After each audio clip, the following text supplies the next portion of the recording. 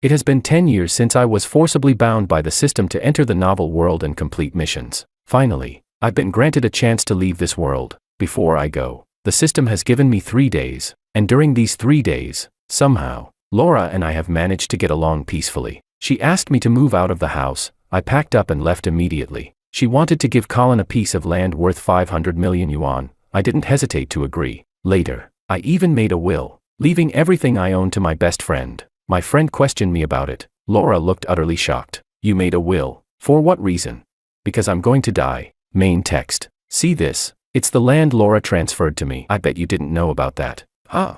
Colin waved the contract in his hand with pride, his gaze toward me full of mockery. My friend Joel couldn't hold back. That land is worth 500 million. It's part of the shared property between you and Laura. How could you just give it away?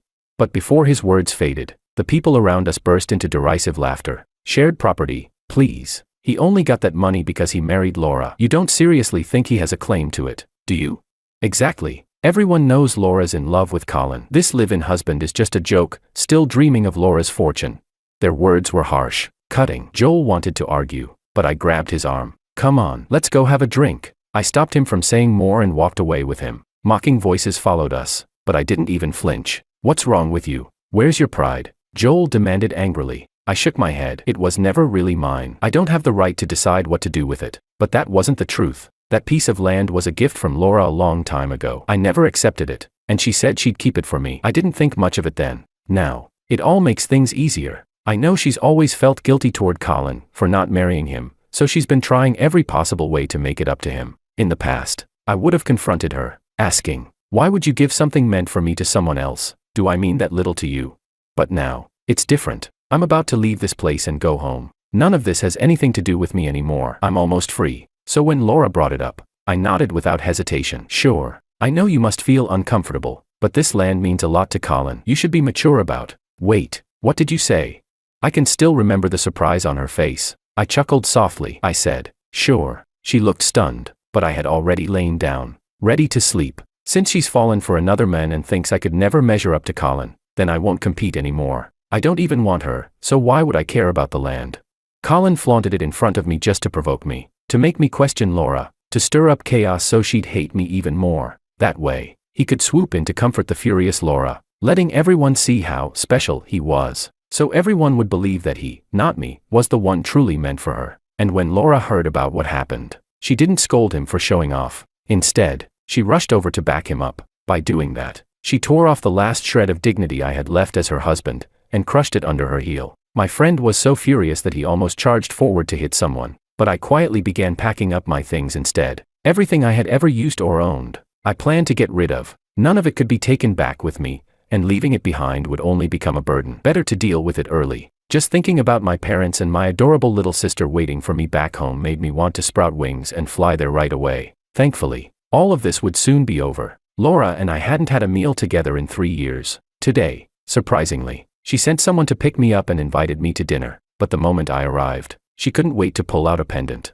It was a necklace of small blue gemstones, designed delicately, like an exploding firework. It shimmered beautifully. I could tell it was a fine piece. The gemstones were of excellent quality, though a bit small. Still, I recognized it instantly. It was the latest design by the jeweler Mickey. There were 2 versions. One was a bracelet made entirely of blue gems, showing Mickey's distinctive style. The other, this necklace, was crafted from leftover materials. Though stylish, it was merely a complimentary gift that came with the bracelet. If I wasn't mistaken, that bracelet must already be in Colin's hands. I couldn't help but laugh. She wasn't even pretending anymore. Did she really think I didn't know anything?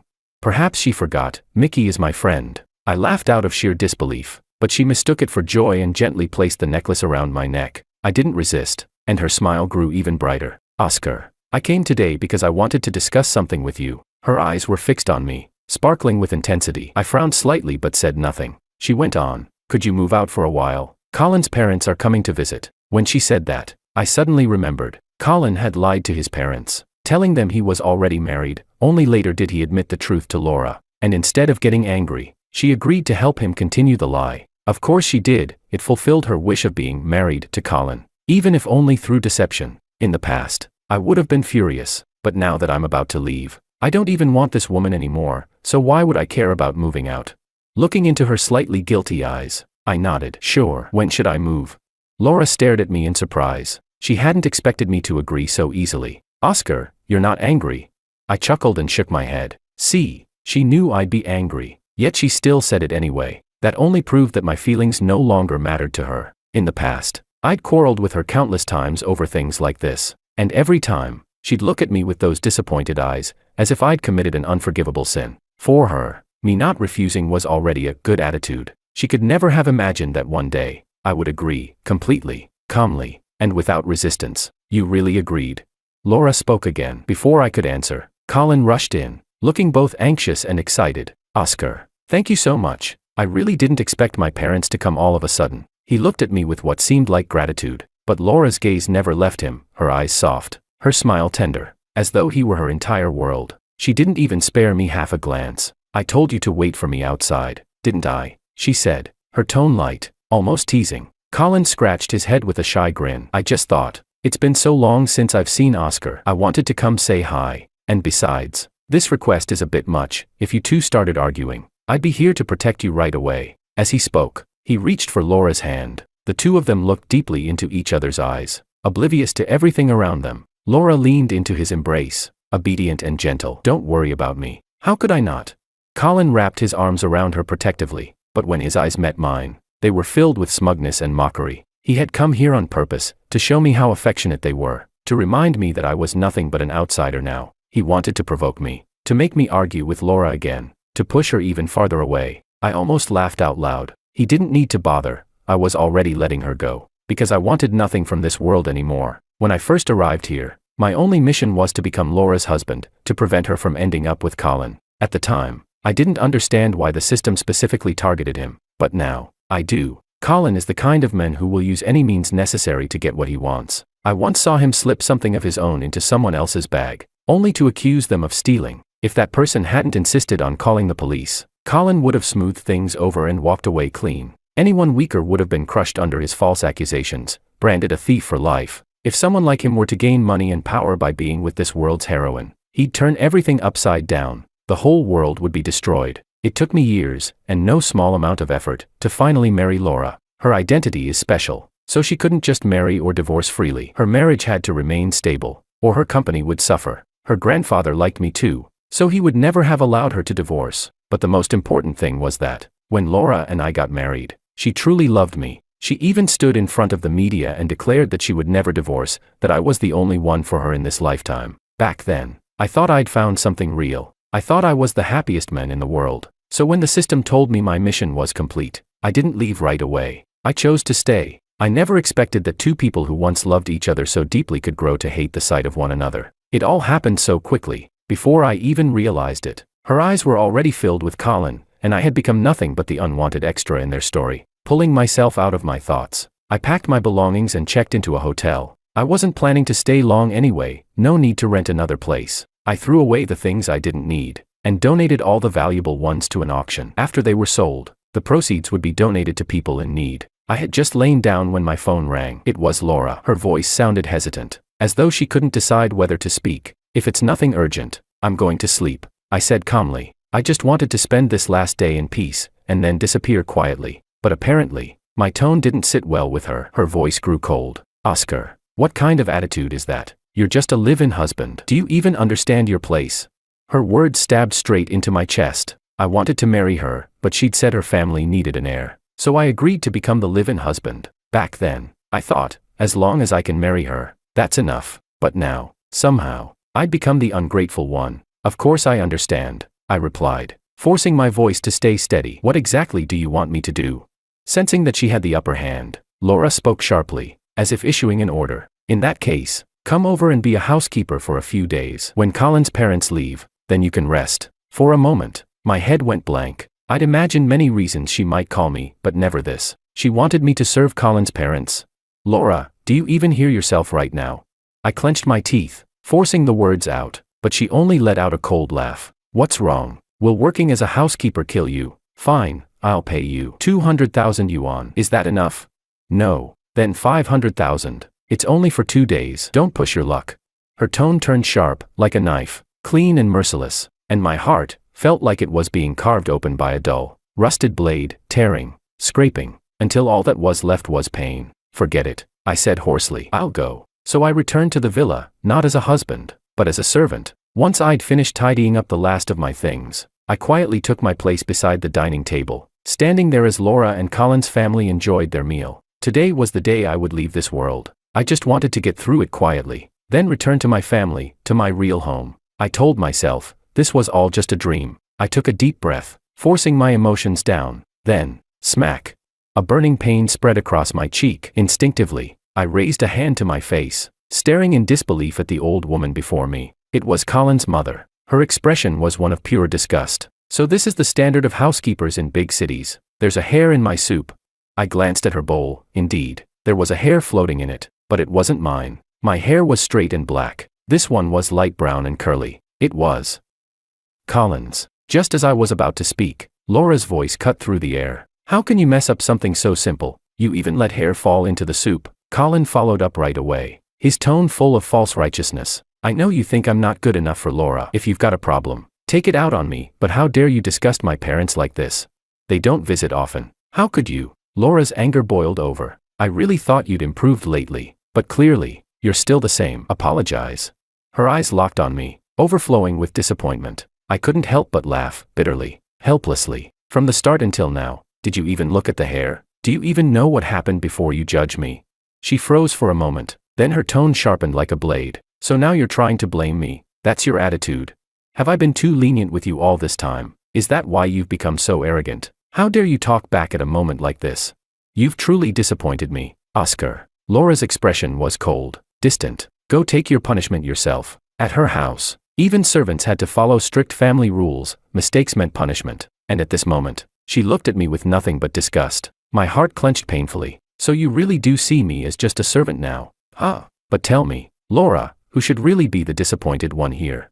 I stared at her calmly, my tone eerily relaxed, because by now, I was done. Completely, utterly done. Laura, I said quietly. Anyone with eyes could tell whose hair that is. But you didn't even try. You only saw what you wanted to see. You've become absurd. No morals, no limits, and worst of all, no mind of your own. But it doesn't matter anymore, because there's no reason for us to argue about right or wrong anymore. From this moment on, we have nothing to do with each other. You and I, even in life or death, will never meet again. Everything I had buried in my heart finally spilled out. Laura stared at me, stunned, as if she couldn't comprehend what she had just heard. Her lips trembled, but no words came out. Then I reached for the fruit knife on the coffee table, and before anyone could react, I dragged the blade across my throat. Warm blood gushed out. My body hit the ground hard. Darkness swallowed everything. System alert. Host in mortal danger. Forced disconnection initiated. Laura's face was splattered with blood. My blood. She blinked blankly, disbelief clouding her eyes as she stared at the body on the floor. Oscar, stop joking around. This isn't funny. Her legs gave way as she crawled toward me. Trembling, she pressed her hand under my nose. No breath. Her eyes widened in terror, and she fell back with a scream. No, Oscar, you can't be dead. Get up. You promised me. You said you'd always stay by my side. What are you doing now? Laura shook my lifeless body, over and over, tears streaming down her face. The room was silent. No one dared to speak. Even Colin's parents looked terrified, desperate to turn away, but too afraid to move. They could only stand there, watching as Laura clung to my corpse, refusing to let go. It wasn't until the very end that Colin, trembling all over, finally shuffled to Laura's side. He gently patted her shoulder. Laura. Oscar. He's dead. No, impossible. Laura violently shoved his hand away, glaring at him with fury. Oscar loved me so much. How could he ever leave me? He said he would never abandon me. To be fair, she was right. I once said I would never leave her, even when she was a poor college student, cast out by her family and living under restrictions. I stayed by her side, supporting her through everything, to provide for us both. I worked 3 different jobs at once, sleeping barely 3 or 4 hours a night. Every day, she would tidy up the house and wait for me so we could have dinner together. Under the dim, yellow light, we would hold each other close. She'd whisper, Oscar, I'll take back everything that belongs to me. I'll repay you 1,000 times over. I'll never let you work this hard again.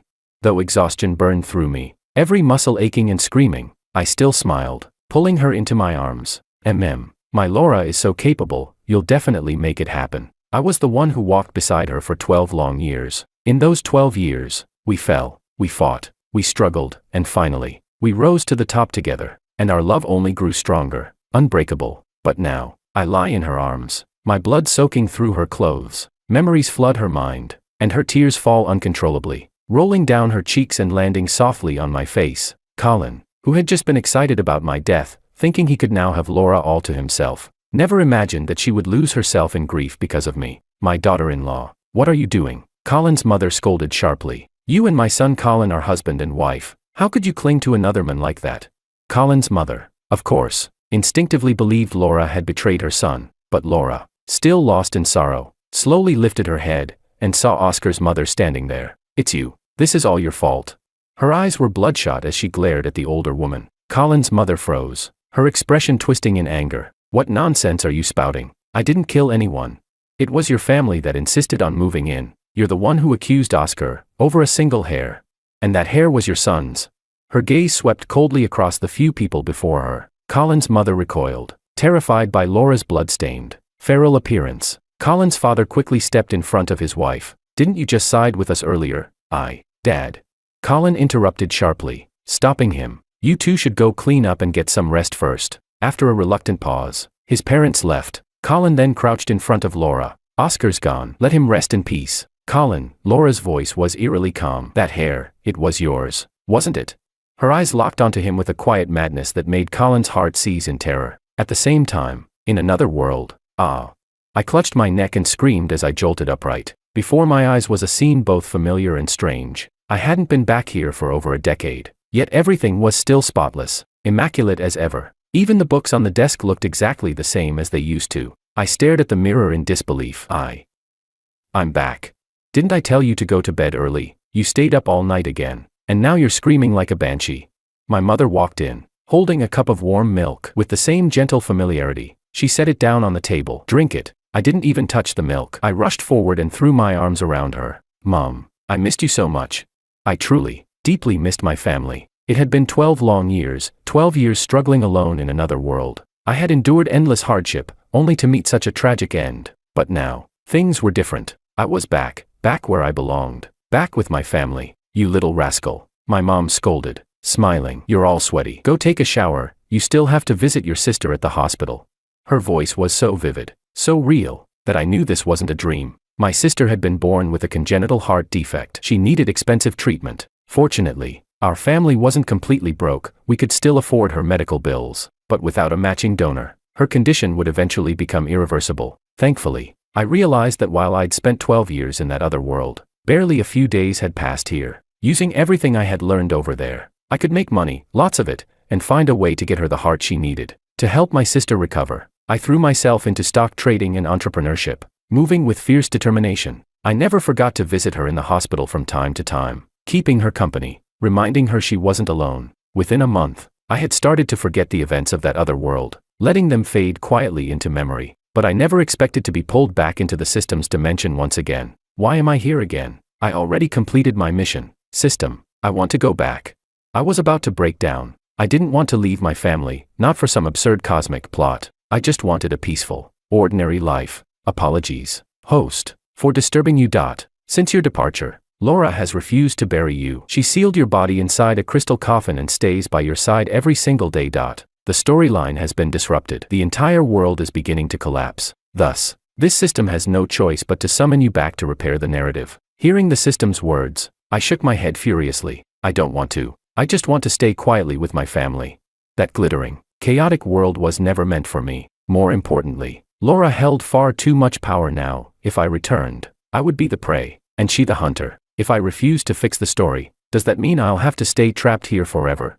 I didn't want to see Laura again. I didn't want to return at all. If you successfully repair the world, this system will reward you with unlimited wealth, and cure your sister's illness completely. I was ready to reject it, but those last words silenced me. I pictured my sister's innocent face, those eyes full of fragile hope and yearning for freedom. Taking a deep breath, I finally nodded slowly. All right, it's a deal. The moment I finished speaking, a blinding white light flashed before my eyes. When I opened them again, the world seemed hazy, everything blurred and indistinct, as if I were peering through fog. I forced myself to stand, only to bump my head against something hard. Oscar, you're back. Clang. The mist vanished instantly, and Laura's face appeared right in front of me. I instinctively stepped back, my body trembling in fear. Laura, why won't you let me go? Looking at her, My heart sank heavily. She looked so thin now. Her hair a tangled mess. Her clothes wrinkled and disheveled. There was nothing left of the elegant, polished Laura I once knew. How could she, the woman who once cared about every strand of her hair, turn into this? I was stunned. She must have sensed something was wrong too, because she quickly panicked and brushed her messy hair behind her ears. Oscar, I always knew you wouldn't really leave me. That's why I didn't bother taking care of myself. I'll go clean up right now. I'll make myself look just like before. Her nervous, flustered expression reminded me of the first time I met her. Back then, she looked even more miserable than now, worn down and desperate, but her eyes had been clear and pure, enough to make anyone want to protect her. Laura, I said quietly, your heart belongs to Colin, so why won't you let me rest in peace? My words seemed to ease the tension in her frown. Without answering, she pulled me out of the crystal coffin, her grip firm and desperate, and dragged me toward one of the villa's rooms. I know, she said breathlessly. I know you left me because you were angry with him. I know it was all his fault. It's okay. You'll stop being angry soon. You'll see just how much I love you.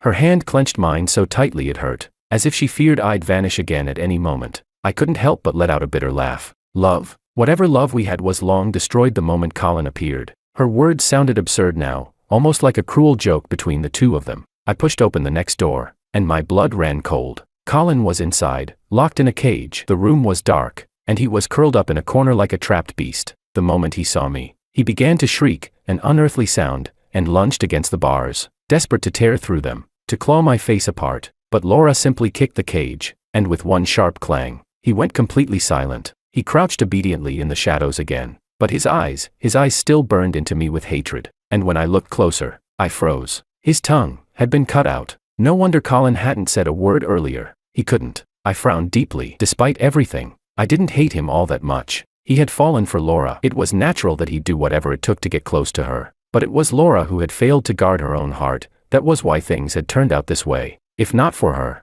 Colin wouldn't have grown so arrogant, so reckless. When she loved him, she gave him everything he wanted. But when she stopped loving him, he was nothing. Less than nothing. Even a dog's worth depended on her mood. I had already witnessed how ruthless she could be, and though I felt no pity for her anymore, I couldn't help but sigh at Colin's fate. Seeing my expression, Laura tugged on my arm and turned me away. Don't look at him, she said coldly. He's too ugly. She dragged me into the living room, pushed me down onto the couch, and handed me a document. Sign it, she said flatly. I frowned. The moment I glanced at the paper, my face froze in disbelief. It was a share transfer agreement. She wanted to give me all her company shares, but I had zero interest in any of that. This was nothing but another one of her tricks to keep me trapped by her side. Once the shares were under my name, I'd become the target of everyone's resentment, hunted, pressured, and hated. Laura, I said, my voice cold. I'm not Colin. I don't care about your money. I don't want any of this. Just let me go. But she clutched my hand tightly, her grip trembling with obsession.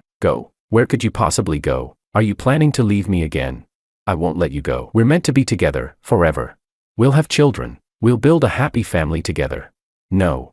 I didn't want that kind of happy family with her. I already had a family, my parents and my little sister. They truly loved me. That was what happiness meant. Here, there was nothing but fear and suffocating loneliness. I would never stay here. Never. When she saw I didn't reply, she mistook my silence for acceptance. Laura reached out to grab my hand again, but I pulled away sharply. Undeterred, she caught my wrist once more, her voice shaking. I know you're still mad at me, but I'll prove my love for you with everything I have.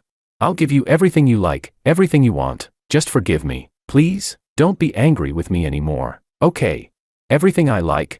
She still didn't understand. She never had. The food, the drinks, the gifts, they were all things I had chosen for her, not for myself. She never once cared to learn what I liked. As for money, I'd already left all of mine to my best friend before I came back. I couldn't take it with me anyway. It was just a number, nothing more. The only reason I returned this time was to save my sister's life. Forgive you, I said, my voice like ice. No, I will never forgive you. I threw the pen onto the table and turned toward the bedroom without looking back. I didn't want to see her face anymore. I didn't even want to breathe the same air. But instead of leaving, she followed me to the doorway. I know you're still angry, she said quickly, but that's okay. We'll be fine soon. I promise. You're only upset because of Colin, but I swear, my heart belongs only to you. When I give birth to our child, everything will be perfect again. Her words made my blood run cold. I wanted to scream at her, to tell her to get out. She was completely insane. Ever since I came back from the dead, she had me under constant surveillance. She had every sharp object removed from the house, terrified I'd try something. She followed me everywhere, glued to my side every waking moment. She kept showering me with gifts, houses, cars, everything she owned, transferring them all into my name as if money could buy my love, but all it did was draw suspicion. The company's shareholders were furious. "This is a board meeting." One of them snapped. "Why did you bring him here? What if confidential information gets leaked?" "That's right. Just because you're married doesn't mean this is a family business. Not everyone belongs in here. If you keep this up, we'll pull out our shares." Laura swept her cold gaze across the room. "You want to withdraw your shares?" she asked, her tone icy. "Go ahead, if you can bear to, but if you can't, then get on your knees and apologize to my Oscar." The entire boardroom fell silent. Everyone was stunned. The man she had just humiliated was one of the company's earliest investors, someone who had been there since the very beginning. If he pulled out now, the consequences would be catastrophic. Even I hadn't expected her to say something so outrageous. "What are you doing? Have you completely lost your mind?" I hissed. Before I could say another word, Laura clutched my hand tightly, her expression hardening. "Baby, don't worry. As long as I'm here, no one will ever insult you again." Her voice was sharp enough to cut glass, and the way she looked down on everyone made her enemies in an instant. Though I refused her demand that the shareholders apologize to me, trying to smooth things over temporarily, it didn't change anything. They still couldn't stand me. They believed that my presence was a threat to the company's future, and more than that, they could no longer recognize her. The woman standing before them was not the calm, brilliant leader they once followed. So, they united together. They formally demanded that Laura remove me from the company, and they opposed the transfer of her shares to me. But the more they opposed her, the more she fought back. She began buying out their shares, one by one, using ruthless tactics to force them into submission. A few who resisted were framed and destroyed, and when someone tried to challenge her again, she threatened coldly, "If anyone dares stop me again, I'll make sure they lose everything." After that, no one dared to speak another word. I never accepted the shares, but that didn't stop her from parading me around everywhere, to banquets, business meetings, and public events, as if she were announcing to the world, "This man is mine. No one is allowed to touch him." At an auction, she even lit up the headlines by bidding an outrageous price for a diamond bracelet, just to give it to me. The media exploded with reports, and perhaps because I stayed by her side quietly, she seemed calmer for a while, as if she had found a fragile sense of peace again. For a brief moment, she almost looked like the woman I once loved, but whenever something involved me, that old madness would flare up again, possessive, suffocating, and absolute. Soon after, she landed a massive collaboration, a deal that could elevate her company into the industry's top tier. She threw herself into the preparations, working tirelessly. Yet, even then, she never missed a single meal with me. That night, she sat by my side, peeling shrimp with delicate fingers, gently placing them into my bowl. I frowned, discomfort twisting in my chest. "How long are you going to keep this up?" She didn't respond, as though she hadn't heard me. "Here," she said softly. I took out all the fish bones. "Laura," I said, staring at her, "have you forgotten? This place, it was supposed to be where our child lived." I pointed to her abdomen. Her face went pale in an instant. Of course she hadn't forgotten. Back then, our relationship had been perfect. The company was thriving. Everything seemed to align: time, fate, and love. And in her belly, there had been a small life, quietly growing, until she met Colin. Her heart wavered. She started spending time with him, walking his dog, laughing in the sunlight. And one day, that dog yanked too hard on the leash. She fell, and with that fall, our child was gone forever. Back then, she hadn't cared, or rather, she had thought losing that child was a good thing. Without the baby, nothing would stand between her and Colin. But now, she regretted it more than anything. "I know," Laura said softly, tears welling in her eyes. "It was my fault. I was careless. But if you're willing, if you'll forgive me, I can give you another child right now." She reached out to grab my hand, but I stepped back and shook my head. "No, I don't want that." She froze, her breath caught, her hand hanging awkwardly in the air. At that moment, her assistant burst into the room, pale and panicked. "Boss, bad news. The collaboration, it's fake. The other party was a shell company. As soon as the funds were transferred, they disappeared." His words drained the color from Laura's face. She turned to look at me, her expression unreadable, before saying quietly, "It's fine. I still have the most precious thing in the world." She was talking about me. I let out a soft laugh and stood up, walking toward the edge of the rooftop. "What are you doing?" Laura's voice shook as she stepped forward, panic spreading across her face. "Oscar, come back here. It's just money. We can earn it back. Everything will be fine again." "I did it once," she said desperately. "I can do it again." When I didn't respond, she edged closer, her tone breaking with fear. "Oscar, don't be impulsive. I'll make sure you have everything you want. I promise. If you die, if you dare die, I'll kill Joel." Her scream echoed against the rooftop walls. For a moment, I hesitated. Then I reached out a hand toward her. Relief flooded her features as she rushed forward, gripping my hand tightly. I looked at her and smiled faintly. So it really comes down to this, doesn't it? What do you mean?